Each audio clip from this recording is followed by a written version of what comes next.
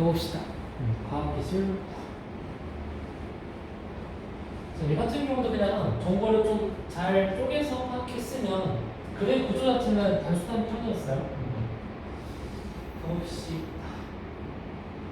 자, 지금 자기치유 소재에 대해 자기치유 소재를 이 글의 소재, 제재로 삼고 있는데 첫 번째 문단에서 어떤 식으로 글을 전개할지 다 알려주고 있어. 자, 자기치유 소재를 하면서 그 자기치유 소재의 뭐에 대해 종류와 그다음 개념에 대해서 쭉 설명을 해주고 있죠. 종류와 개념에 대해서. 자, 이와 관련된 기술을 그래서 자기치유 기술이라고 하는데, 자, 자기치유 소재와 바로 직접적으로 연결되는 또 다른 정보. 자, 이 기술의 뭐에? 기본 원리를 파악해보지. 기본 원리. 금속, 플라스틱, 콘크리트와 같은 재료에 플러스 강력 접착제와 유사한 보건물질을 첨가한 보건물질. 그래서 균열이나 부식이 일어날 경우, 자, 조건. 첨가되었던 보건물질이 흘러나와, 자, 원인이 되고 그에 따른 결과 보건물질이 흘러나와 굳어져서 균열이나 부식을 메우고 손상된 부분을 저절로 복구하더라.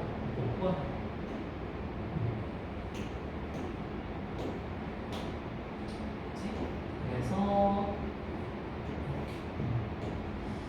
자, 첫 번째 문단 뭐라고요? 자기치유 기술의 기본 원리에 대해서 간단하게 얘기를 했어. 그렇다면 당연히 어떻게 했어? 다음 문단부터 이 원리에 대해서 더욱더 상세하게 얘기를 하기 시작할 거야.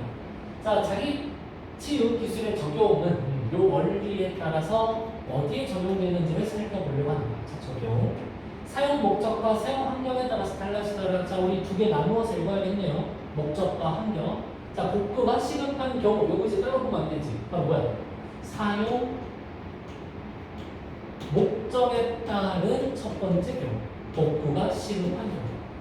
기술의 효과가 신속하게 나타나야 하지만 비행기 날개나 헬리콥터의 로터와 같이 장기간 사용하면서 생기는 균열. 자, 복구가 시급한 경우랑 요거 장기간 사용하면서 생기는 균열. 사용 목적 2.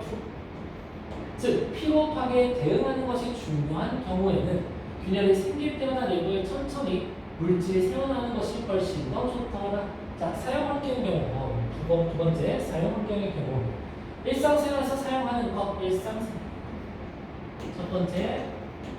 그 다음, 선박의 스크루나 바다, 잠수함의 외벽, 물을 만나는 부분, 사용 환경 두 번째.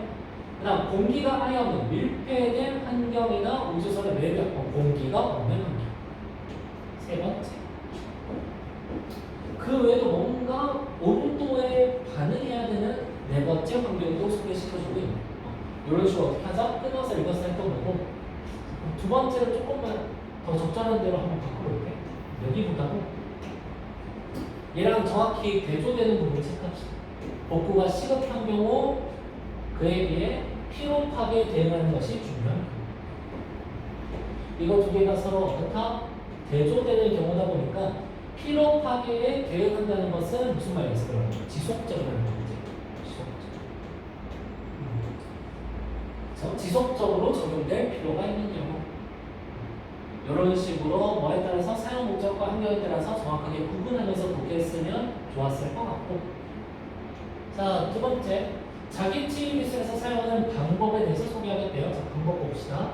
자, 우선 마이크로 캡슐을 사용하는 방법. 자, 이것도 어때? 정보를 구분하나. 우선이라고 하는 단어를 보니까 마이크로 캡슐을 자, 다 안 읽고 그냥 넘어가도록 하겠습니다. 자, 연계되는 지점만 보도록 할게. 밑에 줄.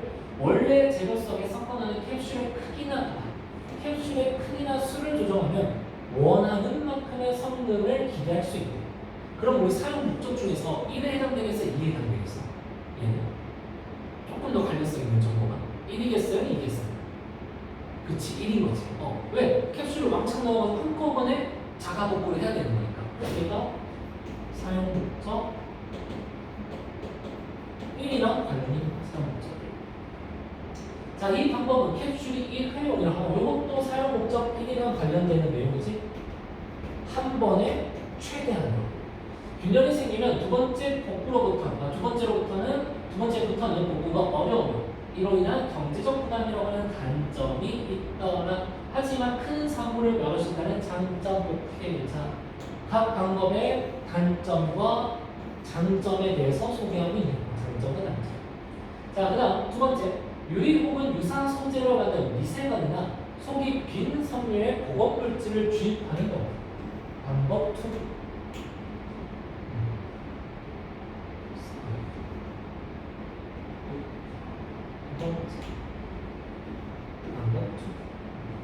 그래서 보건물질을 주입했다가 충격이나 균열이 생기면 미세관이나 섬유가 파괴되면서 보건물질이 흘러나오게 만드는 혈관 모습. 자, 이 방법은 여기 포인트네요. 지속적으로 공급할 수 있도록. 그래서 우리 뭐와 관련돼 있다? 사용 목적 2와 관련돼 있는 거예요. 그치? 필요 대응. 그리고 그 필요 대응이 첫 번째 사용 목적과 대조되는 정보이기 때문에 지속적으로 보고할 필요가 있었단 말이에요. 정확하게 대응이 되죠.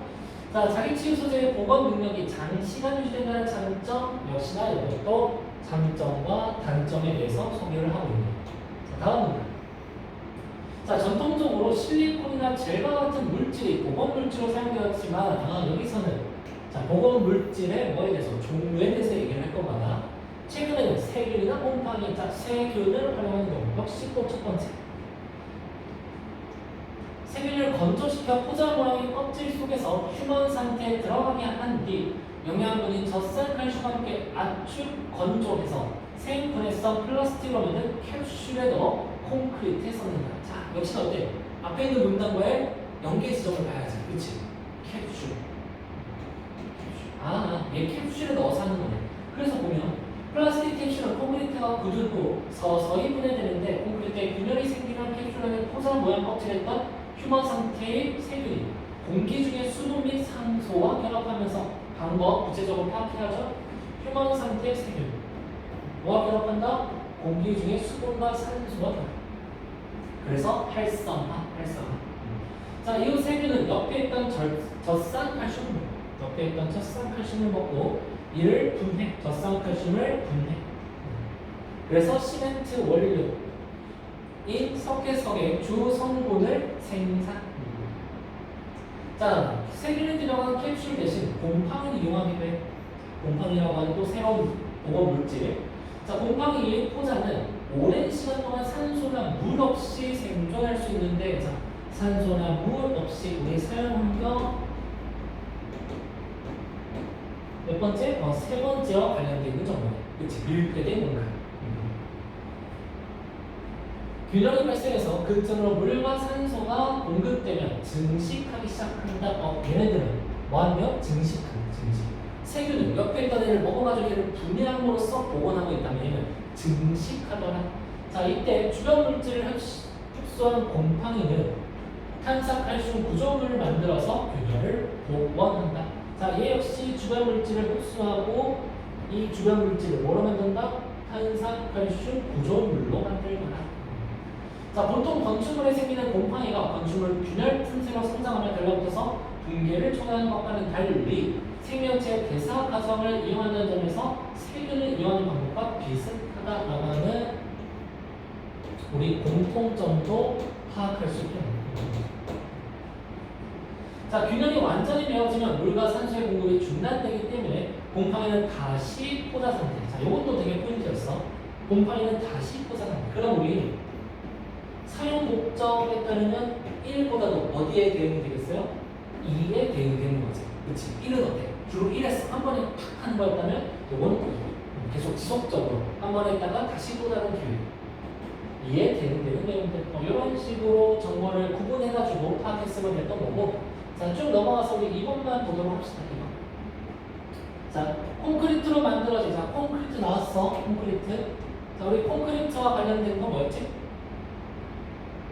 보건물질 중에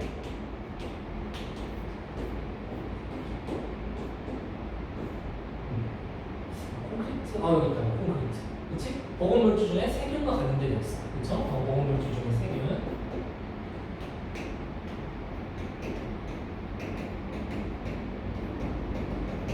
자, 그 다음에 지속적이라고 되어 있으니까 사용 목적으로는 두 번째와 관련된 거였고, 자, 교량이라고 되어 있으니까 얘는 뭐야? 사용 환경으로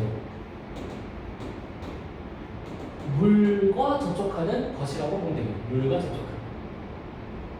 자, 그 다음 B. 지구 주위 궤도를 운항 중인 국제우주정거장의 외벽. 자, 사용 환경. 어떻다? 산소가 없다. 자, 갑작스런 충격으로 인한 균열이 발생. 자, 그렇다면 공기가 빠져나가 아주 위급한 상황이지. 어때야 돼? 한꺼번에 일시적으로 요 피해가 복구돼야 되는 거니까 사용 목적 1과 관련이 돼. 사용 목적 1. 자, 그래서 A에서는 혈관 보석법 지속적으로 하는 거 당연히 얘기고, 이 A의 교량 건축에서 세균, 보건물질, 세균을 보건물질로 포함한 콘크리트가 사용되었다면 교량의 균열은 세균을 활성화하는 계기가 되었을 것이다. 맞는 얘기죠, 당연히. 그 균열을 통해서 뭐가 들어오는데? 산소가 들어오게 되는 거잖아. 그래서 세균과 뭐가 만나서? 산소가 만나서 세균이 활성화된다고 했습니다. 3번. B에서는 피로 파괴의 효과죠. 자, 피로 파괴 나왔으니까 틀리지. 피로 파괴는 어떤 정보? 지속적이라고 하는 정보랑 대응이 되는 내용이었다. 그래서 3번이 틀리게 되는 거고. 그 다음. 자, 3번 같은 거 보면 요거는 3번은 그냥 넘어갈게요. 답이 그냥 뒤에 있어. 이 자가치유 기술의 차이점. 4번도 그냥 넘어가도록 하겠습니다. 그래서 이 문제 세트는 사실상 이것만 좀 제대로 풀었으면 좋았을 것 같아요. 그래서 각각 문단에 있는 정보들을 어떻게 보지 말고 독립적으로 보지 말고 이미 독해할 때부터 어떻게 하자. 앞에 있는 문단과 그 정보를 연결시켜 가면서 좀 독해를 하자. 요거를 기억해 주시면 좋을 것 같습니다. 오케이, 일단 여기까지 하도록 하고요. 우리 7번 같은 경우에는 제가 영상 보내드릴게요. 지금 시간이 벌써 2시간까지 가서.